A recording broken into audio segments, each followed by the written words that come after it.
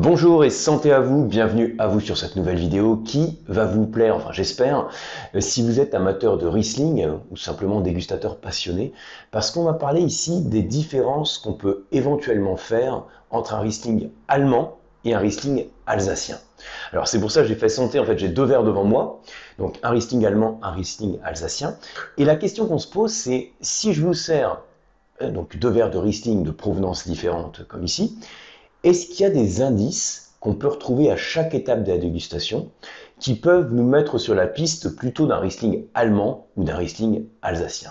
Juste avant d'entrer dans le vif du sujet, je vous rappelle que vous avez accès au kit du dégustateur. En fait, ce sont 6 ressources que je vous propose pour vous aider à mieux déguster, mieux décrypter le vin et mieux mémoriser les vins que vous dégustez.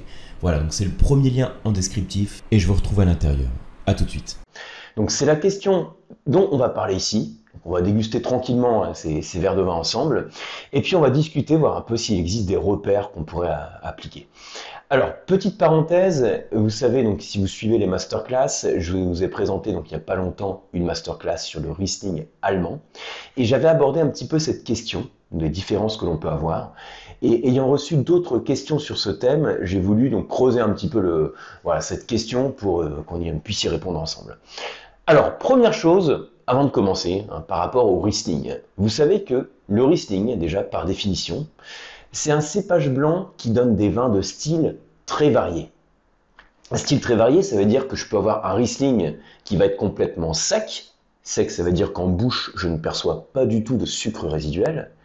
Et parfois, il peut avoir un petit peu de sucre, voire être demi-sec, voire carrément moelleux ou liquoreux. Et en fonction de cette sucrosité, j'ai aussi des niveaux de puissance différents. Donc au lieu de dire puissance, on utilise le terme corps, mais l'idée est là. Vous pouvez avoir des Riesling qui sont de corps léger, c'est-à-dire qu'en bouche c'est pas fort on va dire, et d'autres qui vont être puissants, corsés, donc qui donnent une impression de volume en bouche. Et puis après, je vais avoir des Riesling aussi en termes d'arômes qui vont être variés. Certains avec des notes plutôt de fraîcheur, d'agrumes, de pommes fraîches. D'autres plutôt sur de la poire, voire de la poire confite. Voire des notes de fruits exotiques, d'ananas. Des notes de pétrole, ces notes d'hydrocarbures caractéristiques parfois. Des notes minérales. Donc il y a une telle diversité de styles que vous voyez que la question déjà, elle n'est pas simple si on se dit quelle différence je peux avoir entre un Riesling allemand et un Riesling alsacien. Et on se rend compte qu'au sein d'une même région viticole, j'ai déjà une multitude de styles. C'est un peu compliqué de se dire, est-ce que j'ai une différence bien marquée entre un Riesling allemand et un Riesling alsacien? Ceci dit, même si le cépage il prend 1000 visages, 1000 styles différents, on peut essayer de trouver donc un fil conducteur, on va dire quelque chose qui peut caractériser globalement un Riesling allemand et un Riesling alsacien et voir quelles différences on peut avoir entre les deux. On peut essayer de le faire en tout cas, c'est ce qu'on va faire tout de suite. Alors, au milieu de toute cette diversité de styles qu'on a dans les Riesling, sachez quand même qu'on a un point commun généralement sur l'ensemble des Riesling qu'on déguste, c'est leur niveau d'acidité qui est généralement élevé. C'est-à-dire que quand vous prenez un Riesling en bouche, dès l'attaque, dès que le vin rentre en bouche, vous sentez une salivation fluide. Et cette salivation fluide est caractéristique de l'acidité qui est plutôt vive, élevée. Bien, ça c'est un peu une petite photo du cépage Riesling. Maintenant, ce que l'on va faire, c'est, imaginez, on est avec un groupe de dégustateurs, et puis on va servir 5, 6, 10 Riesling allemands, 5, 6, 10 Riesling alsaciens, faire des fiches de dégustation, et essayer de voir si on trouve des tendances, des grandes différences d'un vin à l'autre. Alors, c'est un exercice que j'ai eu l'occasion de faire et qui n'est pas, alors, encore une fois, qui n'est pas aussi trivial qu'il y paraît peut-être, donc il n'y a pas comme ça une différence flagrante qui va sauter au nez ou en bouche. Ceci dit, quand je m'amuse à tracer un profil gustatif, j'arrive, pour généraliser, à ce type de représentation. Alors, je vous montre comme ça. Vous voyez, donc ça c'est la représentation, donc déjà je vous rappelle comment ça marche le truc. Deux axes pour représenter les vins blancs, que je vous présente très régulièrement. L'axe, on va dire vertical, c'est l'acidité, donc les vins de plus en plus acides. Et en abscisse, en axe horizontal, c'est l'onctuosité, donc les vins les plus en plus onctueux. Et qui dit onctueux, vous vous souvenez peut-être, l'onctuosité, par quoi c'est apporté dans le vin? C'est apporté soit par le sucre, donc le sucre résiduel qu'on peut avoir en bouche, soit par le niveau d'alcool. Tout ce qui apporte du gras, donc onctuosité c'est le gras est lié à la douceur du sucre ou de l'alcool. Donc tous les vins blancs, je les représente suivant mes deux axes. Voilà. L'axe de l'acidité et puis l'axe de l'onctuosité. En fonction du cépage, je vais avoir des représentations différentes. Et puis, il se trouve que mon cépage Riesling, de manière générale, si je prends une photo comme ça du Riesling, il est généralement plutôt par ici. Vous voyez en fait, ici c'est du côté des acidités élevées et des niveaux d'alcool qui sont modérés. Alors attention, on peut avoir des Riesling corsés, je le répète, qui ont de l'alcool, qui ont du sucre résiduel, et ça contribue effectivement à cette sensation d'onctuosité. Mais globalement, si je le compare par rapport à d'autres cépages, je vais le classer, on va dire, par ici.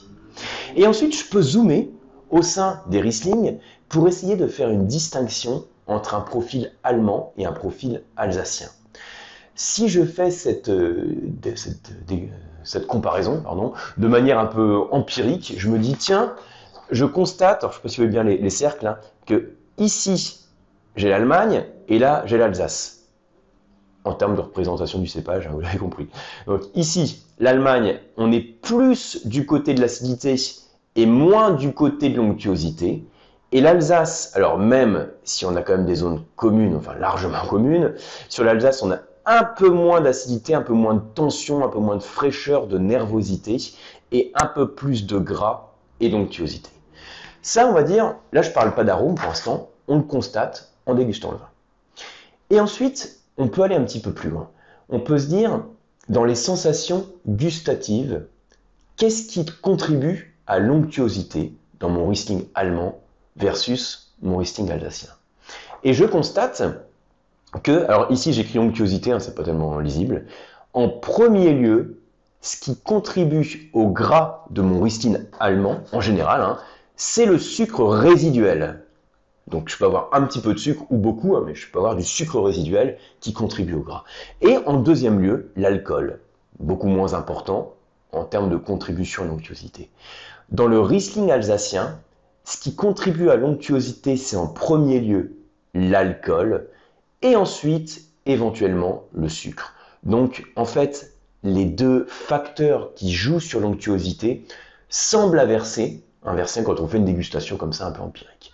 Ça, c'est un peu la photo qu'on peut faire quand on entre dégustateur, on se déguste nos séries de Riesling de différentes localisations. Là encore, on généralise, on peut très bien le déguster à l'aveugle et se planter. Vous avez compris que la dégustation à l'aveugle, c'est une école d'humilité. Mais là, on essaye de donner un peu des repères et de généraliser. C'est le premier point. Et du coup, donc, on a un beau schéma, mais on se dit, comment on peut essayer d'aller plus loin et d'expliquer cela. Et pour expliquer cela, je dirais qu'il y a plusieurs facteurs qui peuvent jouer sur le style du vin qu'on déguste. Vous le savez, plusieurs facteurs, on en a parlé dans d'autres occasions. Mais il y a 3 facteurs principaux qui vont impacter le style du Riesling que l'on va déguster sur ces 2 zones viticoles. Ces facteurs, c'est les suivants, ce qui va distinguer en tout cas ces 2 zones. Le facteur climat, le facteur terroir, comprenez type de sol, exposition, et les facteurs humains. Donc je parlerai principalement de l'approche en termes de vinification. Facteur climat, facteur terroir, facteur humain. Et on peut se dire, entre ces 2 zones viticoles, quelles sont les différences que l'on a pour chacun de ces facteurs? Alors regardez, si je prends, donc on va aller dans le vignoble que j'avais étudié donc dans la masterclass récente, j'avais pris le vignoble de la Moselle, du Nahe, du Rheingau. Si je vais au sein de la Moselle, et donc où j'ai une belle gamme de Riesling, et que je compare avec les Riesling allemands, je constate que j'ai quelques différences en termes climatiques, même si à l'échelle macro, finalement, ça reste du continental frais, en termes de climat, mais par contre, j'ai quand même des différences, parce que déjà, c'est pas exactement la même latitude. Vous savez que quand on va sur des latitudes hautes, quand on s'éloigne de l'équateur, on va vers la fraîcheur, et il se trouve que le Riesling allemand, le vignoble allemand en tout cas sur la Moselle, il est sur des latitudes plus hautes globalement que les latitudes d'Alsace. Colmar est autour de 48 degrés de latitude nord, alors que sur la Moselle, on peut avoir des 49,5. Donc il y a quand même une petite différence, et cette petite différence va jouer sur quelques influences climatiques. En particulier, ce que j'ai mis en premier ici, c'est Trèves, donc c'est le Trier, on dit en Moselle.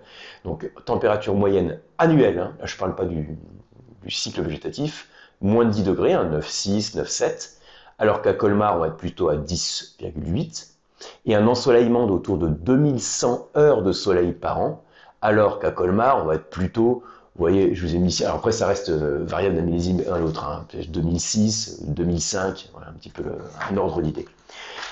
Si j'ai ces différences, comment ça peut jouer sur le profil du vin? Eh bien, la température, l'ensoleillement, joue sur la maturité de la baie. Donc, je peux attendre des acidités plus vives et moins d'alcool quand j'ai moins de soleil et moins de chaleur. Vous voyez, c'est simplement une corrélation qu'on peut faire. Moins de soleil, moins de photosynthèse, moins de sucre dans le raisin, donc moins d'alcool qui est créé. Et quand on a un climat plus frais, on a un niveau d'acidité dans la baie de raisin qui est plus stable, plus élevé et qui descend moins vite pendant la maturité. Donc, le facteur climat peut expliquer en partie des différences qu'on a entre les jus des deux raisins.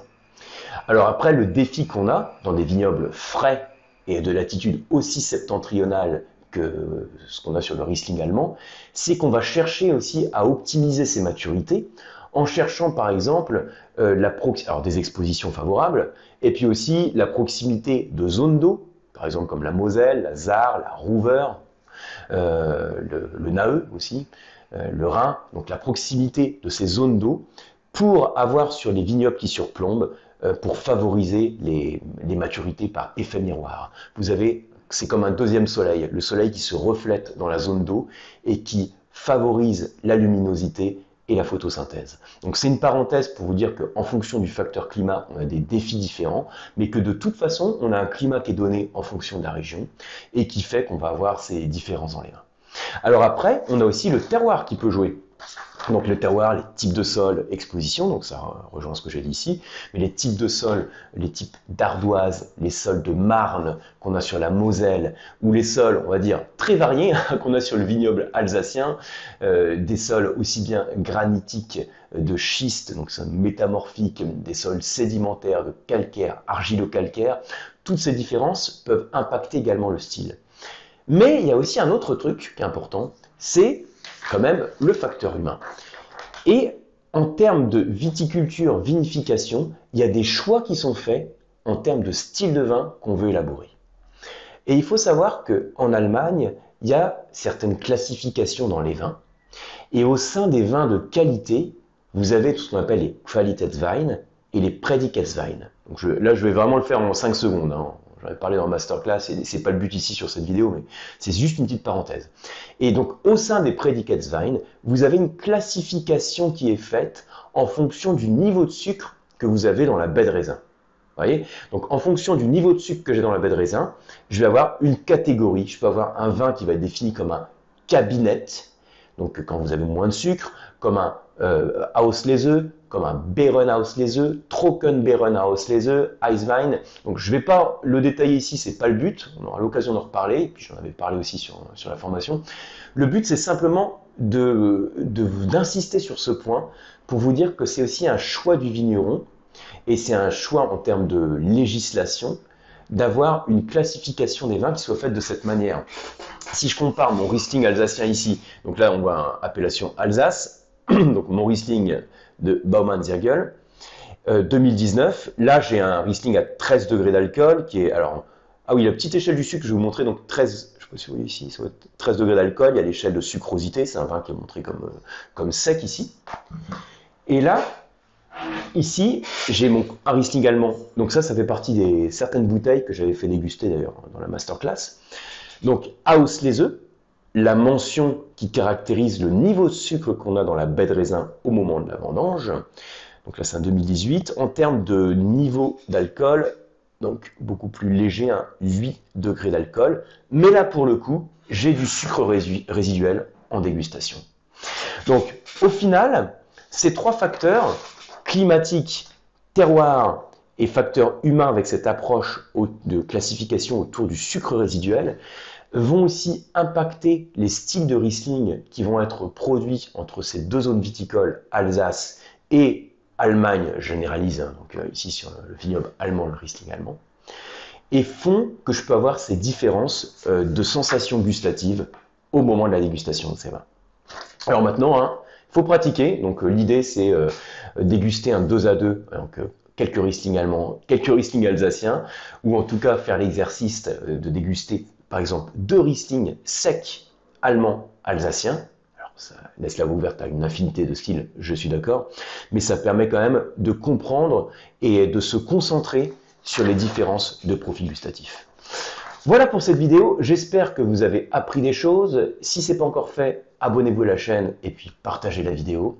Je vous rappelle que je vous retrouve presque tous les jours dans les mails quasi quotidiens. Enfin, pas tous les jours, mais quasi en tout cas. Dans des mails que je vous envoie, c'est la newsletter qui s'appelle la lettre du dégustateur, dans laquelle je vous donne des informations, des repères, des outils pédagogiques comme cela pour progresser dans la dégustation. Le lien pour rejoindre la newsletter, il est en descriptif de la vidéo. Et puis je vous retrouve aussi, comme toujours, sur les cours sur le Coam. Merci et à très bientôt.